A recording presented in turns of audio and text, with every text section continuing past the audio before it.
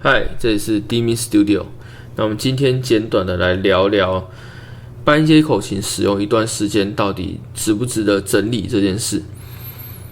我手上这把琴是我前几天在团练遇到的一位学生，他跟我说：“老师，我这把琴非常容易粘胶片，音准不太准，每个孔吹起来的吹吸气的气息也不够平均。”那我稍微检查一下这把琴，我跟他说：“你这把琴的问题其实算蛮多的，整理起来可能会超过你原本买这把琴的价钱一半以上。” Honor 280这款琴在台湾的售价约是6000至7000台币左右。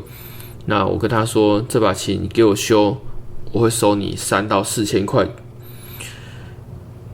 因为他是学生，所以他评估了一下，他说：“好，老师，这是我第一把半音阶，那我想要把它修到好，我想要继续用它吹奏，所以我就把它带回来了。解决刚刚讲的这几个问题，第一个我就先把所有的原厂胶片全部拆除，把黄板拿去做清洗，拿去刷洗，去除这个累积好几年的口水垢。这样可以彻底解决容易粘胶片的问题。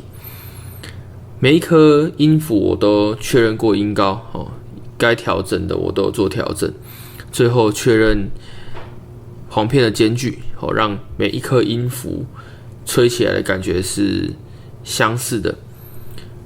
为了测试间距，我还特别拿了这把琴加入我自己的日常练习中。后来调整完之后，我一直在思考，到底什么琴是值得整理、值得继续使用的。我想应该就是这把琴对我到底有什么意义。那我回头去想，在我演奏期间几个阶段比较重要的琴，第一个就是 Suzuki 的 Fabulous， 我总共买了2把。那第一把琴它的状态确实已经有点走下坡了。但我到现在我还是会花时间去整理它，因为我希望这把琴，它虽然不在我的长期使用中，但是它还是可以保持在一个可以吹奏的状态。那我自己使用的 Laylaps 的第一把，也是我做实验最多的琴。那它的状态也并不是非常好。但是我现在还是愿意花时间去整理它，把它调整到一个我可以拿上台的状况。所以值不值得整理一把琴，其实最重要的还是这把琴对你的意义在哪里。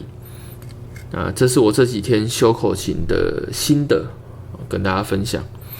拜拜。